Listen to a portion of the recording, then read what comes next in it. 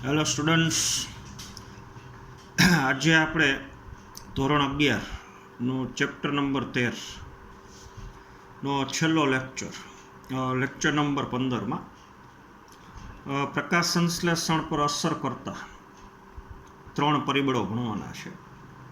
ચલો, પ્રકાશ સંશ્લેષણ પર અસર કરતા બાહ્ય પરિબળોમાં મુખ્ય 4 પરિબળ છે. ચલો, એમાંથી પ્રકાશનો અભ્યાસ આપણે ગયા પીરિયડમાં કર્યો છે. તો આજના પીરિયડમાં આપણે કાર્બન ડાયોક્સાઇડની સાંદ્રતા, પછીનું પરિબળ તાપમાન અને પાણીનો અભ્યાસ કરવાનો છે. ચલો, તો પ્રકાશ સંશ્લેષણના દર પર અસર કરતું બીજું પરિબળ એ કાર્બન ડાયોક્સાઇડની સાંદ્રતા છે.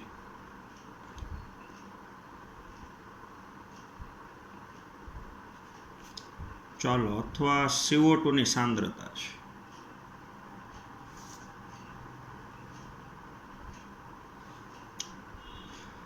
ચાલો, પહેલાં તો CO2 અથવા કાર્બન ડાયોક્સાઇડ એવું પરિબળ છે જે મુખ્ય સીમાંતક પરિબળ છે. ચલો, ખાસ કરીને C3 વનસ્પતિ છે, એને જેટલા પ્રમાણમાં CO2ની જરૂર છે તો એના કરતાં મોટા ભાગે એને પ્રાપ્તિ ઓછી હોય.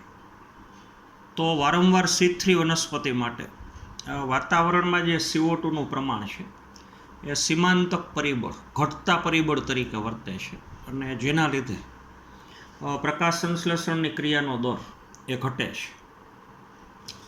ચાલો, તો એ આખી ઘટના આપણે સમજવાની છે. ચલો, તો 2 વનસ્પતિના પર્ણો હું દર્શાવું છું. ચાલો, દાખલા તરીકે આ C3 વનસ્પતિ છે. ચાલો, બીજી એક વનસ્પતિ આપણે બતાવીએ. ચાલો, એ દાખલા તરીકે C4 વનસ્પતિ છે. ચાલો, સૌથી પહેલાં તો વાતાવરણમાં CO2નું પ્રમાણ જો પર્સન્ટેજમાં. ચાલો, તો વનસ્પતિની આજુબાજુનો ભાગ એટલે વાતાવરણ છે. તો વાતાવરણમાં CO2ની સાંદ્રતા 0.03 થી 0.04% છે. તો વાતાવરણમાં જે સામાન્ય CO2નું પ્રમાણ છે એ 0.03% થી 0.04%ની વચ્ચે છે. ચાલો, હવે આ સામાન્ય પ્રમાણ થયું, જો બરોબર સમજવાનું છે. ચાલો, હવે વાતાવરણમાં જે પ્રમાણ છે એના કરતાં જો થોડુંક પ્રમાણ વધે, એટલે કે 0.04થી પ્રમાણ વધે અને 0.05 આટલું પ્રમાણ થાય તો વાતાવરણમાં CO2નું પ્રમાણ વધે. જોજો, તો 2 વનસ્પતિને CO2ની પ્રાપ્તિમાં વધારો થાય તો મોટાભાગે 2 વનસ્પતિમાં પ્રકાશ સંશ્લેષણની ક્રિયાનો દર વધે. તો 2 વનસ્પતિ સાનુકૂળ પ્રતિક્રિયા દર્શાવે, એટલે કે એમાં પ્રકાશ સંશ્લેષણની ક્રિયાનો દર વધે છે. તો 0.03% થી 0.04% પ્રમાણ એ સામાન્ય પ્રમાણ છે ને. એમાં જો થોડોક વધારો થાય, દાખલા તરીકે 0.05%, તો 2 વનસ્પતિમાં પ્રકાશ સંશ્લેષણનો દર વધે. ચાલો, હવે 0.05%થી જો પ્રમાણ વધે, એટલે જો અતિશય વાતાવરણમાં CO2નું પ્રમાણ વધી જાય તો પાછો 2 વનસ્પતિમાં અને લાંબા સમય માટે તો 2 વનસ્પતિમાં પ્રકાશ સંશ્લેષણની ક્રિયાનો દર ઘટે છે. ચાલો, તો પહેલો પેરેગ્રાફ પહેલાં હું રીડ કરું છું. ચાલો, તો પ્રકાશ સંશ્લેષણમાં કાર્બન ડાયોક્સાઇડ એટલે કે CO2 એક મુખ્ય સીમાંતક પરિબળ છે. તો વાતાવરણમાં CO2ની સાંદ્રતા ખૂબ જ ઓછી છે, અને એ પ્રમાણ 0.03 અને 0.04%ની વચ્ચે છે. ચાલો, CO2ની સાંદ્રતામાં જો 0.05% સુધી વધારો કરવામાં આવે તો CO2ના સ્થાપનના દરમાં વધારો થાય, એટલે પ્રકાશ સંશ્લેષણની ક્રિયાનો દર વધે. ચલો, પરંતુ તેનાથી વધારે માત્રામાં CO2નું પ્રમાણ વધે અને લાંબા સમય સુધી તો હાનિકારક બને, તો પ્રકાશ સંશ્લેષણની ક્રિયાનો દર ઘટે. ચલો, હવે C3 અને C4 વનસ્પતિ જો બેયમાં જે વાતાવરણમાં CO2ની સાંદ્રતા છે એ સાંદ્રતાની અસર બે વનસ્પતિમાં અલગ અલગ છે. ચલો દાખલા તરીકે વાતાવરણમાં CO2નું પ્રમાણ 360 માઇક્રોલીટર જો પ્રતિ લીટર છે, એટલે ટકાવારીમાં ફેરવો તો 0.036% પ્રમાણથી, એટલે આ વાતાવરણનું સામાન્ય પ્રમાણ જ થયું.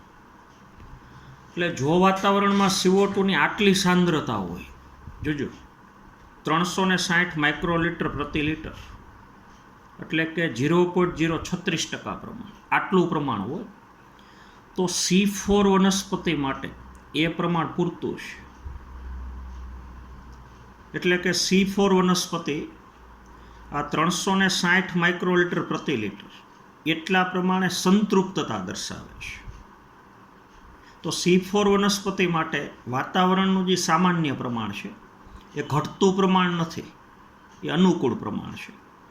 ચાલો, તો એને વધુમાં વધુ આટલા CO2ની જ જરૂર છે, એટલે આટલા CO2 એ C4 વનસ્પતિ સંતૃપ્તતા દર્શાવે છે. ચલો, પણ C3 વનસ્પતિ માટે જે વાતાવરણનું સામાન્ય પ્રમાણ છે 0.03% અથવા 0.036%, ચલો, અથવા 360 માઇક્રોલીટર પ્રતિ લીટર, એ પ્રમાણ આના માટે ઘટતું છે. તો આને હજી આના કરતાં વધારે CO2ની જરૂર છે.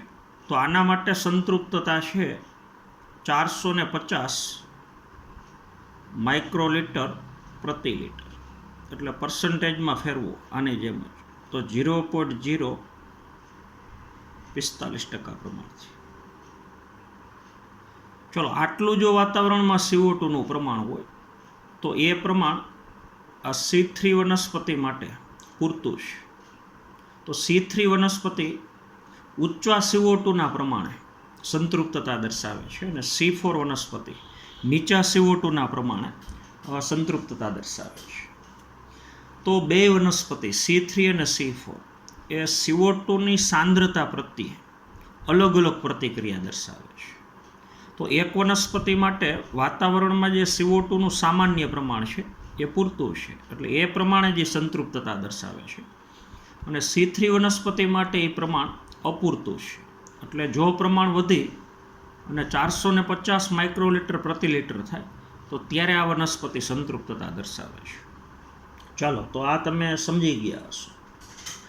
ચલો, બીજી એક અગત્યની વસ્તુ જોજો. હવે C3 વનસ્પતિ હોય કે C4 વનસ્પતિ હોય, ચલો, એ બે વનસ્પતિને આપણે CO2 વધારે આપી, જોજો, તો આપણને ખબર છે CO2 પ્રકાશ સંશ્લેષણની ક્રિયાનો પ્રક્રિયક છે. તો CO2 વધારે મળે તો જૈવ સંશ્લેષણ તબક્કો ઝડપથી થાય, કાર્બનનું સ્થાપન ઝડપથી થાય, તો પ્રકાશ સંશ્લેષણનો દર વધે. પણ આવું તો જ થાય જો ભેગો તીવ્ર પ્રકાશ હાજર હોય. એટલે મળતો પ્રકાશની તીવ્રતા જો યોગ્ય ન હોય, એટલે કે પ્રકાશ એકદમ મંદ હોય અને જો વનસ્પતિને CO2 વધારે આપવામાં આવે તો બેમાંથી એકેય વનસ્પતિમાં પ્રકાશ સંશ્લેષણનો દર વધતો નથી. એટલે વનસ્પતિને CO2ની પ્રાપ્તિમાં વધારો થાય તો ભેગો જે પ્રકાશ મળે છે એ પ્રકાશ તીવ્ર પ્રકાશ મળવો જોઈએ, તો જ બે વનસ્પતિની અંદર પ્રકાશ સંશ્લેષણની ક્રિયાનો દર એ વધે છે. ચલો, તો હવે આપણને એમ કે વાતાવરણનું સામાન્ય CO2નું પ્રમાણ કઈ વનસ્પતિ માટે સીમાંતક છે, તો એ વનસ્પતિ આવશે C3. વાતાવરણનું સામાન્ય પ્રમાણ એટલે આ પ્રમાણ આ વનસ્પતિ માટે પૂરતું નથી, હજી ઘટતું પ્રમાણ છે. તો આ વનસ્પતિમાં CO2નું જે સામાન્ય પ્રમાણ છે એ સીમાંત પરિબળ તરીકે વર્તે. પણ વાતાવરણનું જે સામાન્ય CO2નું પ્રમાણ છે એ C4 વનસ્પતિ માટે પૂરતું છે. તો C4 વનસ્પતિ વાતાવરણનું જે સામાન્ય CO2નું પ્રમાણ છે એમાં જ સંતૃપ્તતા દર્શાવે છે. ચાલો, તો આખો પેરેગ્રાફ હું રીડ કરું છું. ચાલો, તો C3 તેમજ C4 વનસ્પતિઓ CO2ની સાંદ્રતા પ્રત્યે ભિન્ન પ્રતિભાવ દર્શાવે છે. CO2ની આ જે સાંદ્રતા છે એના પ્રત્યે ભિન્ન પ્રતિભાવ દર્શાવે છે. એક માટે આ પ્રમાણ અપૂરતું છે અને એક માટે આ પ્રમાણ પૂરતું છે. ચલો હવે ઉદાહરણ આપ્યું છે ઓછા પ્રકાશની સ્થિતિમાં, એટલે જો વનસ્પતિને પ્રકાશ ઓછો મળતો તો બંનેમાંથી કોઈ પણ સમૂહ CO2ની વધુ સાંદ્રતાએ પ્રતિક્રિયા દર્શાવતી નથી. એટલે જો મળતો પ્રકાશ ઓછો હોય અને CO2 જો વધારે મળતો હોય તો બે વનસ્પતિ પ્રતિક્રિયા દર્શાવતી નથી. એટલે બેમાંથી એકેય વનસ્પતિમાં પ્રકાશ સંશ્લેષણનો દર વધતો નથી. ચલો પણ જો પ્રકાશની વધુ તીવ્રતા હોય, CO2 વધારે મળતો હોય ને ભેગી પ્રકાશની તીવ્રતા વધુ હોય, એટલે પ્રકાશની વધુ તીવ્રતામાં C3 અને C4 બંને વનસ્પતિના પ્રકાશ સંશ્લેષણના દરમાં વધારો થાય છે. ચાલો તો અહીંયા એ નોંધવું મહત્વપૂર્ણ છે કે C4 વનસ્પતિઓ લગભગ 360 માઇક્રોલીટર પ્રતિ લિટર પર સંતૃપ્તતા દર્શાવે છે. ચાલો પણ C3 વનસ્પતિ આ પ્રમાણે સંતૃપ્તતા દર્શાવતી નથી. તો C3 વનસ્પતિ CO2ની વધુ સાંદ્રતાએ પ્રતિભાવ આપે છે. એટલે આના કરતાં વધુ CO2નું પ્રમાણ હોય ત્યારે પ્રતિભાવ આપે છે, ત્યારે એમાં પ્રકાશ સંશ્લેષણનો દર વધે છે. ચાલો એ પ્રમાણ છે 450 માઇક્રોલીટર પ્રતિ લિટરથી વધુ જ સંતૃપ્તતા દર્શાવે છે. ચલો આમાં CO2નું સ્તર, આ જે CO2નું સ્તર છે એ C3 વનસ્પતિ માટે, વાતાવરણમાં જે સામાન્ય CO2નું સ્તર છે એ C3 વનસ્પતિ માટે હજી સીમાંતક પરિબળ છે, ઘટતું પ્રમાણ છે. ચાલો હવે આ ગુણધર્મનો ઉપયોગ કરીને C3 વનસ્પતિને જો CO2 વધારે આપવામાં આવે વાતાવરણના પ્રમાણ કરતાં વધારે, તો એમાં વૃદ્ધિ અને વિકાસ સારો થાય, પ્રકાશ સંશ્લેષણની ક્રિયાનો દર વધે અથવા વનસ્પતિમાં ઉત્પાદકતા વધે. તો અમુક ગ્રીન હાઉસ વનસ્પતિ, ચલો દાખલા તરીકે ટમેટા વનસ્પતિ છે, બીજો તો આવી વનસ્પતિઓ જે છે ટમેટા જેવી વનસ્પતિ છે, પછી આપણે ઓલા શિમલા મિર્ચ આવે છે તો એ વનસ્પતિ છે. તો આ વનસ્પતિનો ઉછેર આપણે કૃત્રિમ રીતે વધારે CO2 વાળા વાતાવરણમાં એનો આપણે ઉછેર કરીએ છીએ. એટલે જો કૃત્રિમ રીતે આ બે વનસ્પતિને ગ્રીન હાઉસ બનાવવાનું, એ ગ્રીન હાઉસની અંદર CO2નું પ્રમાણ વધારે હોય અને પછી જો એ ગ્રીન હાઉસમાં આપણે આ વનસ્પતિનું વાવેતર કરીએ તો આ બે વનસ્પતિને CO2 વધારે મળે, તો એમાં પ્રકાશ સંશ્લેષણનો દર વધે, તો આપણે ઉત્પાદન વધારે મેળવીશું. તો આવી અમુક શાકભાજીની અંદર વપરાતી વનસ્પતિ, ફળ માટેની વનસ્પતિ, એનો આપણે ઉછેર કૃત્રિમ રીતે વધારે CO2 પૂરો પાડી અને ગ્રીન હાઉસની અંદર આપણે એનો ઉછેર કરીએ છીએ. હાલો એ તમે સમજી ગયા છો. ચાલો આગળ વાંચું છું. તો સાચું એ છે કે C3 વનસ્પતિઓ CO2ની વધુ સાંદ્રતામાં પ્રક્રિયા કરે છે, એટલે C3 વનસ્પતિને C4 વનસ્પતિ કરતાં વધારે CO2ની જરૂર છે. ચાલો અને પ્રકાશ સંશ્લેષણના દરમાં તો વધારો થાય છે. ચાલો જેના ફળ સ્વરૂપે ઉત્પાદનમાં વધારો થાય.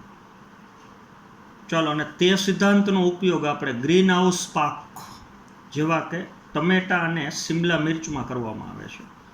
ચાલો તો આ વનસ્પતિને કાર્બન ડાયોક્સાઇડથી ભરપૂર વાતાવરણમાં ઉછેરવાની તક આપવામાં આવે છે, એટલે ગ્રીન હાઉસની અંદર, અને જેથી ઉત્પાદકતામાં વધારો થાય છે.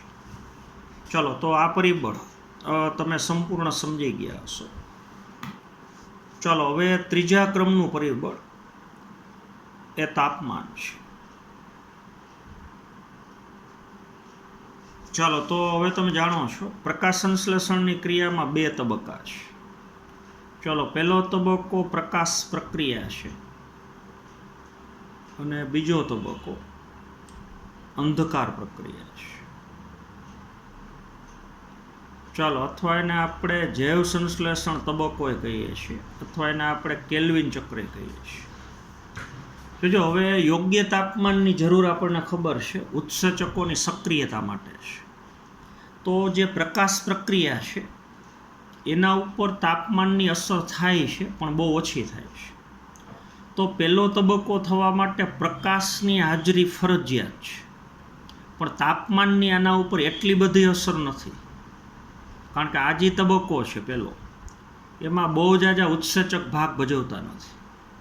તો ઉત્સેચક ઉપર આધારિત હોય એવો તબક્કો અંધકાર પ્રક્રિયા છે. ઓલો રૂબિસ્કો ઉત્સેચક ખાસ કરીને. તો અંધકાર પ્રક્રિયામાં જેટલા ઉત્સેચકો ભાગ ભજવે છે એ ઉત્સેચકોને સક્રિય બનાવવા માટે યોગ્ય તાપમાન જરૂર છે. તો તાપમાનની મોટા પ્રમાણમાં અસર એ અંધકાર પ્રક્રિયા ઉપર થાય છે. જોજો હવે અલગ અલગ વનસ્પતિમાં અંધકાર પ્રક્રિયા માટે જે તાપમાનની જરૂર છે એ ગાળો અલગ અલગ છે. દાખલા તરીકે C3 વનસ્પતિ હોય અને C4 વનસ્પતિ હોય. તો આપણને ખબર છે C4 વનસ્પતિ એ ઉષ્ણકટિબંધની વનસ્પતિ છે.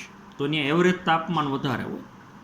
તો આ વનસ્પતિના દેહમાં જે ઉત્સેચકો છે બીજા તબક્કામાં ભાગ ભજવે છે એ ઊંચા તાપમાને સક્રિય બને. તો આને ઊંચું તાપમાનની જરૂર છે. તો એ તાપમાનનો ગાળો આપણે આગળ લખો 30°C થી 40°C. ચલો એની સાપેક્ષમાં C3 વનસ્પતિને નીચા તાપમાનની જરૂર છે. તો C3 વનસ્પતિ નીચા તાપમાને પ્રક્રિયા દર્શાવે. તો એ તાપમાન આપણને ખબર છે 20°C થી 25°C. તો C3 વનસ્પતિના ઉત્સેચકો નીચા તાપમાને સક્રિય બને અને C4 વનસ્પતિના ઉત્સેચકો ઊંચા તાપમાને સક્રિય બને.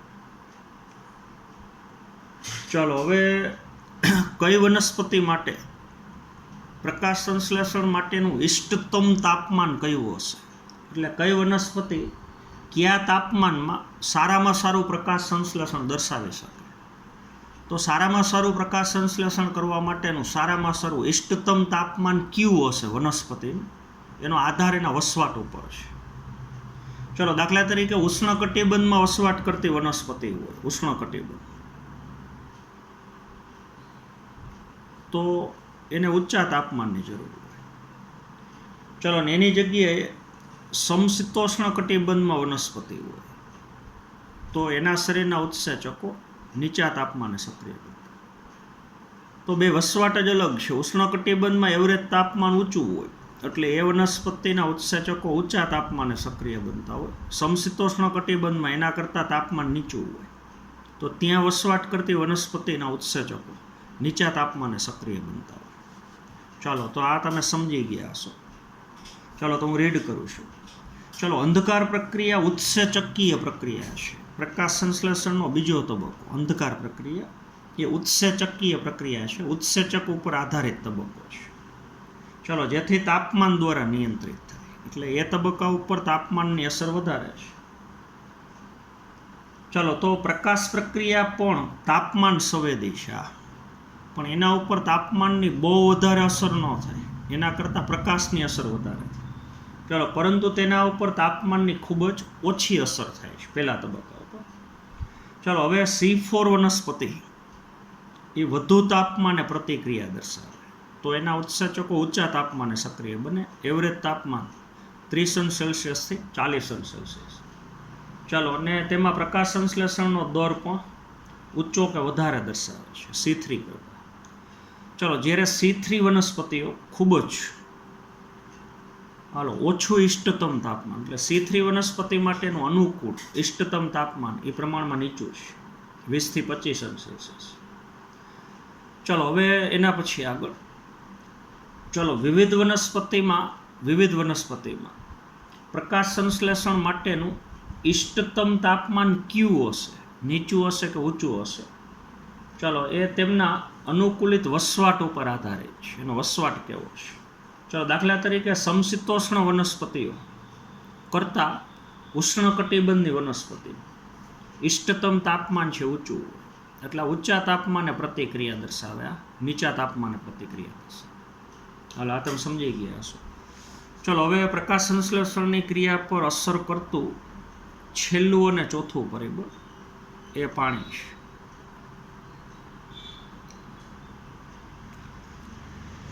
ચાલો હવે આપણને ખબર છે પ્રકાશ સંશ્લેષણની ક્રિયામાં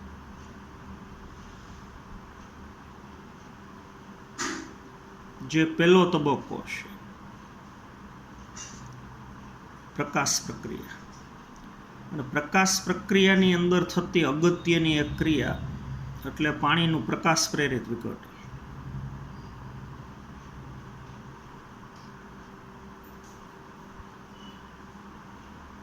ચલો, ફોટોલિસિસ ઓફ વોટર. તો પ્રકાશ પ્રક્રિયામાં જે પાણીનું પ્રકાશ પ્રેરિત વિઘટન થાય છે, તો એના માટે તો પાણી જરૂરી છે જ. આ તમે સમજી ગયા હશો. તો પ્રકાશ પ્રક્રિયામાં પાણી એક મહત્વનું પ્રક્રિયક છે. પ્રકાશ સંશ્લેષણનો પહેલો તબક્કો, અને એમાં ઓલી ઇલેક્ટ્રોનની પ્રાપ્તિ માટે એકસાથે પાણીના 4 અણુનું વિઘટન થાય, જે ઘટનાને આપણે કહીએ છીએ પાણીનું પ્રકાશ પ્રેરિત વિઘટન. તો એના માટે તો પાણી જરૂરી છે જ. જોજો, હવે પ્રકાશ સંશ્લેષણની ક્રિયા પર પાણી જે સીધી અસર કરે, જોજો, એટલે એની પ્રત્યક્ષ અસર.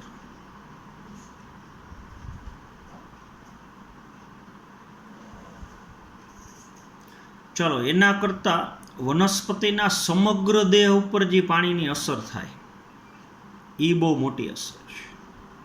તો પ્રકાશ સંશ્લેષણની ક્રિયામાં પાણીની સીધી અસર તો હોય જ, કારણ કે પાણી પ્રકાશ સંશ્લેષણની ક્રિયાનો પ્રક્રિયક છે. એટલે જો પાણી ન મળે તો પ્રકાશ સંશ્લેષણ ન થાય. એટલે એ અસર તો થાય જ, એ તો મોટામાં મોટી અસર છે સીધી. પણ સમગ્ર વનસ્પતિ દેહ ઉપર થતી અસર એ મોટી અસર છે. તો પછીનું વાક્ય હું વાંચું છું આખું. પ્રકાશ પ્રક્રિયામાં પાણી એક મહત્વનું પ્રક્રિયક છે. એટલે આમાં તો પાણીની જરૂર છે જ.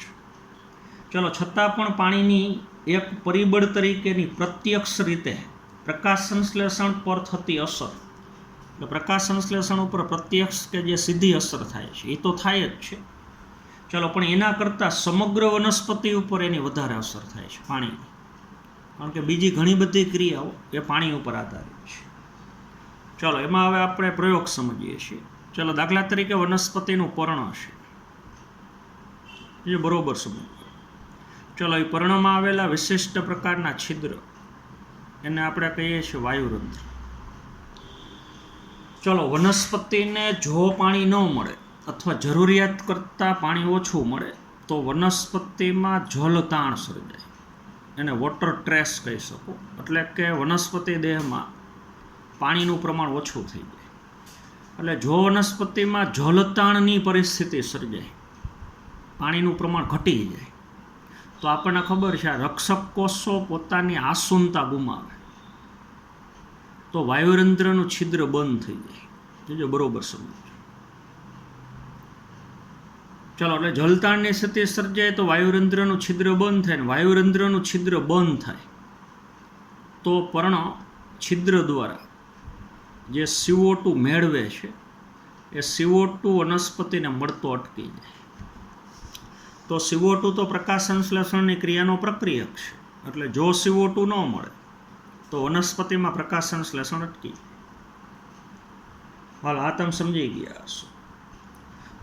ચાલો, તો જલતાણ સર્જાય તો વાયુરંધ્ર બંધ થાય, ને વાયુરંધ્ર બંધ થાય તો CO2ની પ્રાપ્તિ ઘટે, તો પ્રકાશ સંશ્લેષણની ક્રિયાનો દર ઘટી જાય. ચલો, જો બીજું પર્ણની અંદર પાણીનું પ્રમાણ ઘટે તો વનસ્પતિના પર્ણ જે ટટાર છે, જો એ પર્ણપત્રનું સંકોચન થાય, પર્ણપત્ર કરમાઈ જાય, પર્ણપત્ર ભેગું થઈ જાય, કારણ કે કોષોની આસુનતા ન જળવાય.